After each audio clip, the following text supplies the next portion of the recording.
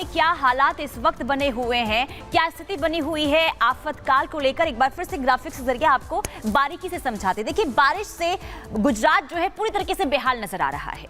और देखिए, गुजरात के कुल 18 जिले हैं जहां पर बाढ़ से त्राहिमाम मची हुई है। बिल्कुल, इसके अलावा देखिए अब तक 28 लोगों की जान जो है इस बारिश और बाढ़ की वजह से जा चुकी है। द्वारका, वडोदरा, जामनगर और कच्छ की बात करें, वहां पर स्थिति बहुत खराब है। लेकिन राहत बचाव में सेना की जो टुकड़ियां हैं वो लगातार वहां पर तैनात है, जो लोगों तक राहत पहुंचा रही है। एनडीआरएफ और एसडीआरएफ की कुल 42 टीम्स है जो इस वक्त वहां पर लोगों की मदद कर रही है। देखिए, अब तक 18,000 लोगों का रेस्क्यू किया जा चुका है, जिन्हें सुरक्षित जगह पहुंचाया गया है। इसके अलावा 7 नेशनल हाईवेज और 66 स्टेट हाईवेज जो है वो ठप भी हो चुके हैं। और इसके अलावा गुजरात में कुल 939 सड़कें हैं जो बारिश और बाढ़ की वजह से पूरी तरीके से बंद हो चुकी है। मौसम विभाग की तरफ से ये भी कहा जा रहा है कि गुजरात पर अगला 48 घंटा काफी ज्यादा भारी है। देखिए, बारिश के बाद अब तूफान की भी आशंका जताई गई है। गुजरात के आसमान में डीप डिप्रेशन की संभावनाएं काफी ज्यादा बन रही है। बिल्कुल, और देखिए गुजरात में अब चक्रवाती तूफान है, ये आ सकता है, ये भी संकेत दिए गए हैं। और गुजरात में आज की बात करें तो भयानक बारिश की आशंका भी मौसम विभाग की तरफ से कुल मिलाकर देखिए हालात देखकर मौसम वैज्ञानिक जो हैं वो काफी हैरान हैं। उनका कहना है कि जो ये हालात बने हुए हैं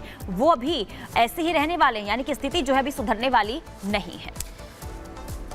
तो लगातार खबरें आपको बता रहे हैं और अब बात करेंगे हिमाचल प्रदेश की। हिमाचल प्रदेश में देखिए फ्री के सिस्टम की वजह से इस वक्त वहां की अर्थव्यवस्था काफी ज्यादा चरमरा चुकी है और अब मुख्यमंत्री सुखविंदर सिंह सुक्खू की तरफ से एक फैसला किया गया। बिल्कुल, देखिए फैसला ये है कि मुख्यमंत्री हो, मंत्री हो या फिर संसदीय सचिव हो, उन्हें जो है 2 महीने का वेतन नहीं लेने के लिए कहा गया है। हालांकि विपक्ष इसे लेकर हमलावर है। विपक्ष का ये कहना है कि जो अर्थव्यवस्था हिमाचल प्रदेश की चरमराई हुई है, इसके पीछे की वजह यह है कि सरकार की तरफ से फिजूल खर्ची की गई है।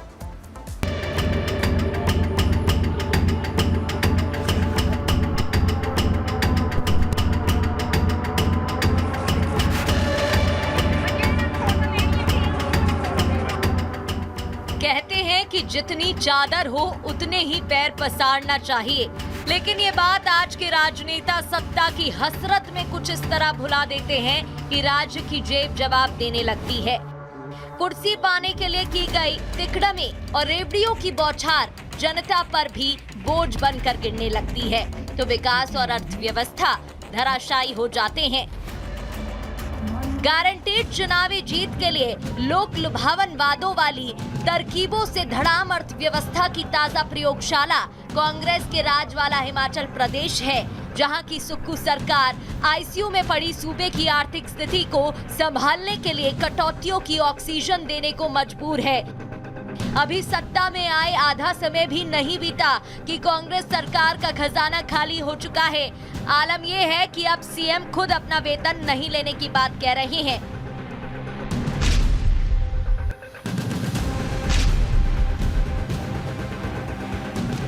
हिमाचल प्रदेश की आर्थिक स्थिति देश की सियासत और सोशल मीडिया पर चर्चा का केंद्र है, जहां राज्य चलाने के लिए पर्याप्त राजस्व की कमी हो गई है। हालात इतने बिगड़ गए हैं कि स्वयं मुख्यमंत्री ने ऐलान कर दिया कि वो अपने 2 महीने का वेतन और तमाम भत्ते नहीं लेंगे।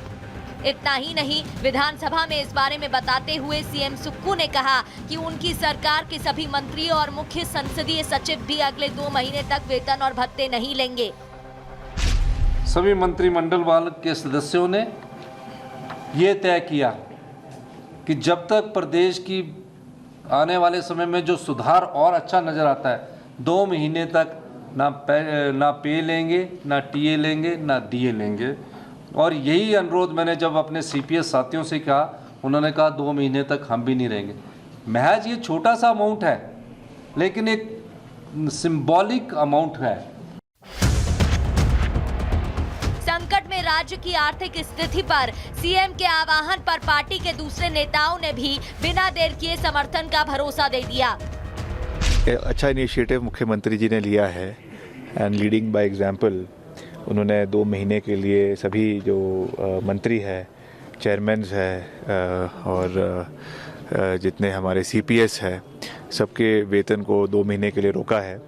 और आने वाले समय में विधायकों से भी अपील करी है कि उनको भी कुछ समय के लिए अपने वेतनों को छोड़ना चाहिए, ताकि हमारे प्रदेश में जो वित्तीय संकट है उससे निकलने में छोटा सा सहयोग हो सके। और हम लगातार प्रदेश में संसाधनों को मजबूत करने के लिए पूरा प्रयास कर रहे हैं। आर्थिक संकट से घिरे हिमाचल प्रदेश को उभारने में नाकाम कांग्रेस सरकार पर बीजेपी हमलावर है। पार्टी का साफ कहना है कि देवभूमि में आर्थिक संकट के लिए सुक्खू सरकार की तरफ से बनाए गए संसदीय सचिवों और दर्जा प्राप्त कैबिनेट मंत्रियों, चेयरमैन को दी जा रही सुविधा और फिजूल खर्ची पूरी तरह जिम्मेदार है। आर्थिक संकट है प्रदेश के ऊपर और 2 महीने तक सैलरी नहीं है। मुझे नहीं मालूम कि उससे कितना फर्क पड़ेगा प्रदेश की आर्थिकी पर, लेकिन जिन चीज़ों से सही मायने में असर पड़ता है, प्रभाव पड़ता है, उन पर अमल करने की आवश्यकता है। सीपीएस आपने जो कॉन्स्टिट्यूशन के मुताबिक नहीं बन सकते वो आपने बना करके रखें। कैबिनेट के दर्जे के साथ आपने बहुत सारे लोग बना के रखे हैं, चेयरमैन बना रखे हैं, और जिस प्रकार से सारी चीज़ें सुविधाएं उनको उस प्रकार से दी गई है, तो निश्चित रूप से मैं मानता हूं कि इससे सारी चीज़ों का समाधान नहीं है। आर्थिक संकट और कर्ज के बोझ तले दबे हिमाचल प्रदेश की खराब स्थिति किसी से छिपी नहीं है। साल 2022 के चुनावों को जीतने के लिए कांग्रेस ने जिन लोक लुभावन वादों के सहारे देवभूमि की सत्ता पाई थी, वही अब उसके गले की फांस बन गई है। मसलन क्यों चरमराई हिमाचल की अर्थव्यवस्था? ओपीएस बहाली से अर्थव्यवस्था पर भारी दबाव। हर महीने 300 यूनिट फ्री बिजली, महिलाओं को प्रति महीने 1500 रुपए। इसके चलते हिमाचल प्रदेश की अर्थव्यवस्था इस कदर बिगड़ गई है कि राज्य का पुरानी कर्ज चुकाने को लेने पड़ रहा नया ऋण। हिमाचल का आर्थिक संकट, पुराना कर्ज चुकाने को लेना पड़ रहा नया ऋण। प्रति व्यक्ति कर्ज के हिसाब से दूसरे स्थान पर, प्रति व्यक्ति 1,17,000 रुपए कर्ज।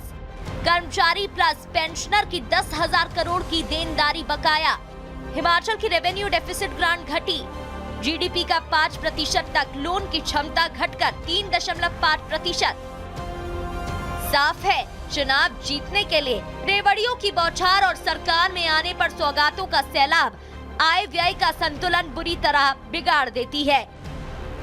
ऐसे में इलेक्शन मैनेजमेंट और गवर्नेंस में जमीन आसमान का अंतर होता है, क्योंकि कोई भी चीज मुफ्त की नहीं होती है, उसकी कीमत कहीं ना कहीं तो चुकानी ही पड़ती है। ऐसे में हिमाचल की बिगड़ी आर्थिक स्थिति से फ्रीबीज की राजनीति करने वालों और उसके शिकार बनने वाले सभी लोगों को सबक लेने की जरूरत है। Bureau report, Republic Bharat. देखिए, चुनाव के समय फ्री की रेवड़ियां बांटी गई और उसका खामियाजा देखिए अब हिमाचल की अर्थव्यवस्था पर देखने को मिल रहा है। आखिर कैसे आईसीयू में हिमाचल की अर्थव्यवस्था खराब हो गई है, जरा समझ लेते हैं। देखिए, फ्री योजनाओं से इकोनॉमी का जो बंटाधार है वो देखने को मिल रहा है। दरअसल ओपीएस बहाली का ऐलान किया गया था और इसका असर जो है अब अर्थव्यवस्था पर देखने को मिल रहा है। इसके अलावा हर महीने 300 यूनिट फ्री बिजली ने दम निकाल दिया है, यानी कि इसका भी असर देखने को मिल रहा है। महिलाओं को प्रति महीने 1500 रुपए देने का ऐलान किया गया था, अब ये भी भारी पड़ने लगा है। पुराना कर्ज चुकाने के लिए अब कर्ज जो है नया कर्ज लेना पड़ रहा है। देखिए किस तरीके से स्थिति जो है हिमाचल प्रदेश की वो देखने को मिल रही है। हिमाचल का प्रति व्यक्ति कर्ज 1,17,000 रुपए का है। कर्मचारी प्लस पेंशनर का 10,000 करोड़ का जो बकाया है ये भी है। और ऐसे में क्योंकि पहले देखिए फ्री की रेवड़ियां बांटी गई और इसके बाद अब नया कर्ज इसलिए लेना पड़ रहा है क्योंकि कुछ है नहीं हिमाचल प्रदेश के पास, और यही वजह है कि लगातार जो स्थिति अर्थव्यवस्था की वो हिमाचल प्रदेश में खराब होती हुई नजर आ रही है।